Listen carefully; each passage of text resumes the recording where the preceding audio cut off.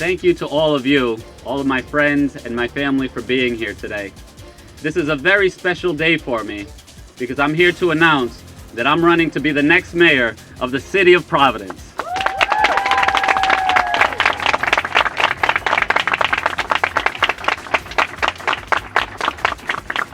Gracias a todos. Este es un día muy especial para mí y para mi familia, porque estoy acá para anunciar oficialmente que me estoy lanzando para ser el próximo alcalde de la Ciudad de Providence.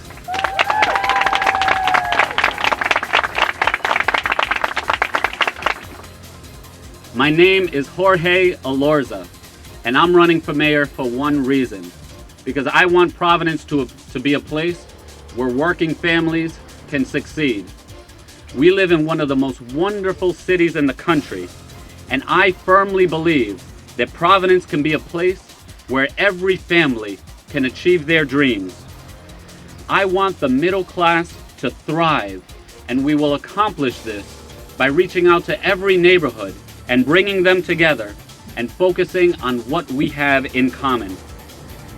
I've spent the past year talking to residents throughout the city, and whether I'm on the south side or the north end or the east side or Olneyville, whether I'm speaking in Spanish or whether I'm speaking in English, in every neighborhood, I'm hearing the exact same thing. Families are struggling. Schools are challenged. Jobs are scarce. And taxes are too high. It's becoming more and more difficult to live and succeed in the city. But I believe we can come together because at the end of the day, we all want the same thing. We want better schools for our kids, and we want our children to have every opportunity to succeed. We want a tax and a business climate that allows for development and better jobs. By creating this, everyone wins. We want neighborhoods where everyone feels safe and where we can build community. When the ladder of opportunity still exists so that people can access the middle class, we all win. When we provide high quality education, we all win. When graduates find a job and they choose to begin their careers here in Providence, we all win. And when people feel safe and they engage in their neighborhoods, we all win. We are all in the same boat, and it's only by banding together that we can achieve our goals and make Providence the best place to live, to work, and to play.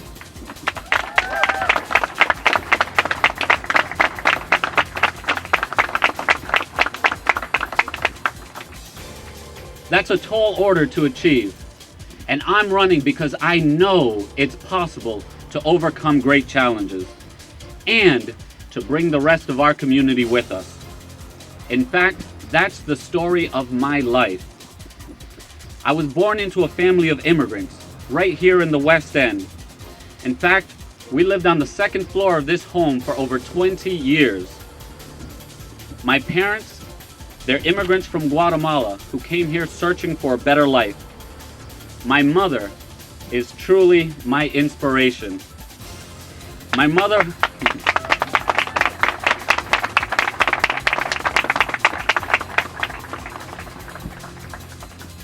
worked her entire life second shift in a factory. And in fact, to this day, she still works second shift in a factory. When we were young, my mother ran her own daycare center right here out of the second floor apartment. We were little. We would also go around the neighborhood. We'd pick up empty bottles and empty cans, and we'd take them to recycling centers for the deposit money. Whatever the obstacle, my mother always found a way to overcome it. And from a young age, both of my parents instilled in me this mindset that anything is possible. My parents taught me that nothing is easy. They taught me the value of hard work and the importance of sacrificing for others. But perhaps most of all, both of my parents taught me to treat everyone with dignity and respect, and to carry yourself at all times with humility. Gracias, mami, y gracias, dad, por todo lo que han hecho por mí y también por nuestra familia. Muchísimas gracias.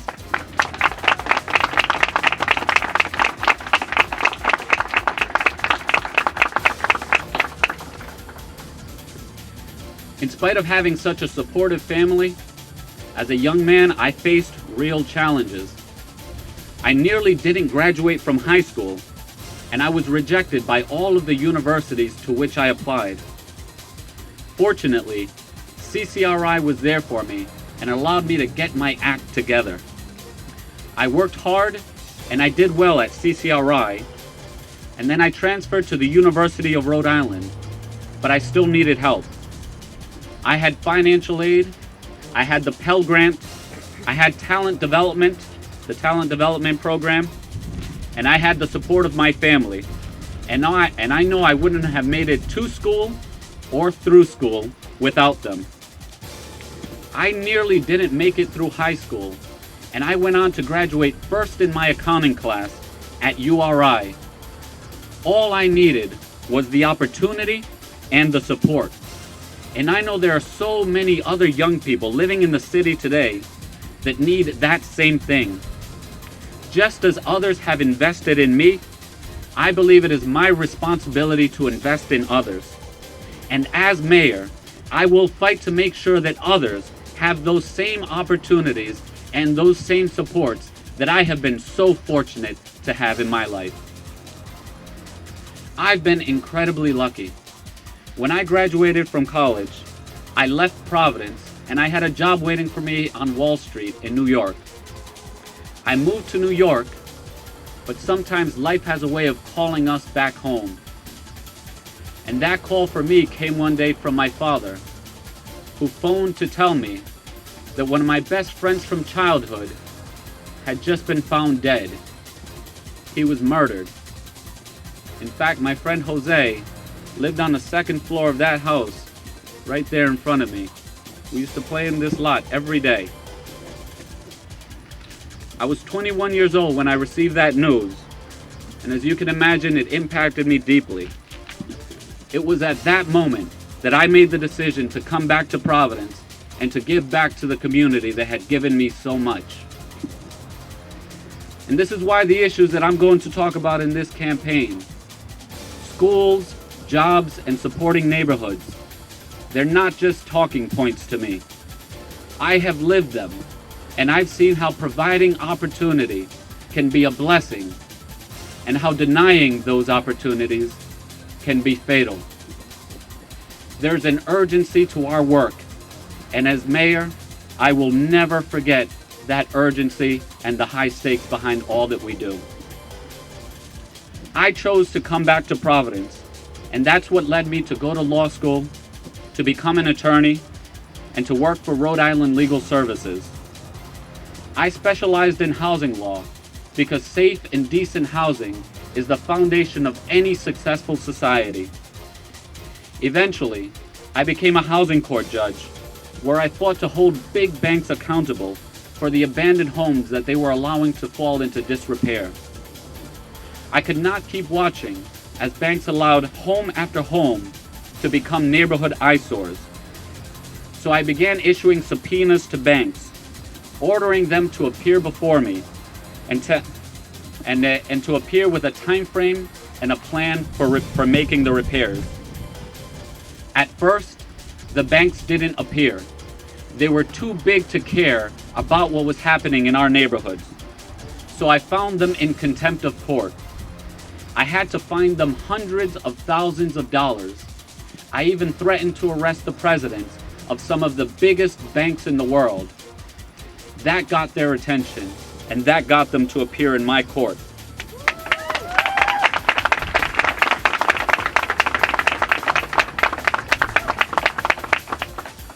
They ended up taking responsibility for the properties, and I'm proud to say that because of this process, many homes throughout the city that had been abandoned for 2, 3, and 4 years have now been maintained and have now been rehabilitated. Choosing to go up against the big banks was uncharted territory, but I knew the real cost to these abandoned homes. And so the choice between standing up for our community or giving in to the big banks was an easy one. As mayor, I will continue to fight on your behalf and stand up on the issues that matter to our neighborhoods.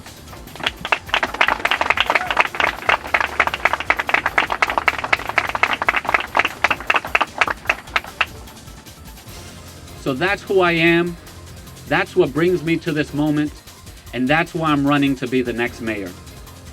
I have seen in my own life's journey that education provides a pathway out of poverty and towards a middle-class life. And I know I would not be standing here were it not for the Providence Public Schools. But our system is not doing enough to ensure that every child has the opportunity to excel and that no child slips through the cracks. We need to create a system where every school has a culture of excellence, where teachers are supported, where parents are engaged, where administrators are responsive, and where students have meaningful learning opportunities.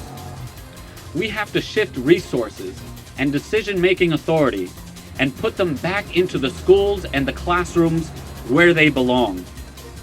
We need to give principals, teachers, parents, and students real leadership roles, because bottom-up leadership is what's going to transform our schools.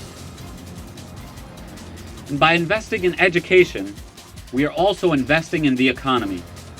And to strengthen our economy, we must create jobs that provide a solid middle-class base.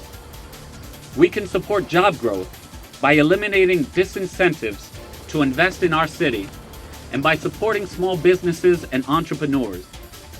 The relocation of I-195 has laid out a path for us to build our economy of the future, be it in healthcare, in technology, or in some yet unknown emerging industry. We have to invest in innovation and pursue public-private partnerships with our universities, our hospitals, and our business community. We have to think big, and we have to think global. We have to seek new markets abroad, and we have to connect our economy to the rest of the world. We have the talent and all of the raw ingredients to get it done. We will reverse the brain drain, and we will make Providence a hub of innovation, of creativity, and commercial growth.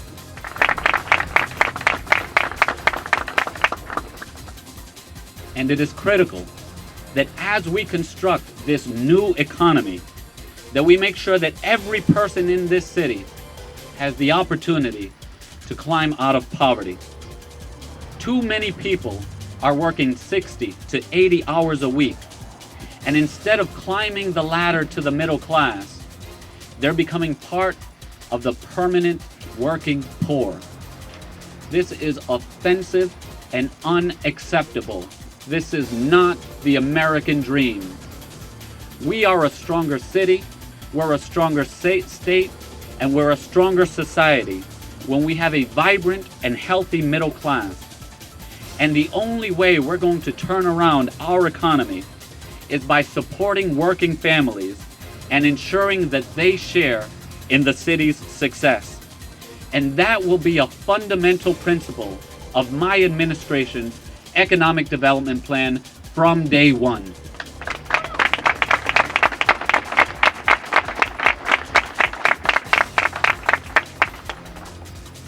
We must also support our neighborhoods and harness the good energy that is already taking root. Nothing else matters unless people feel safe. So let's continue to integrate the police department into the community and engage them as community partners in community development.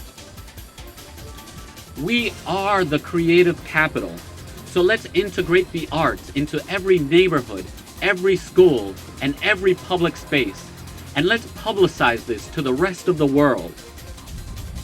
Let's make our neighborhoods more walkable, more bike-friendly, and let's adopt a transportation policy that's fit for today's urban life.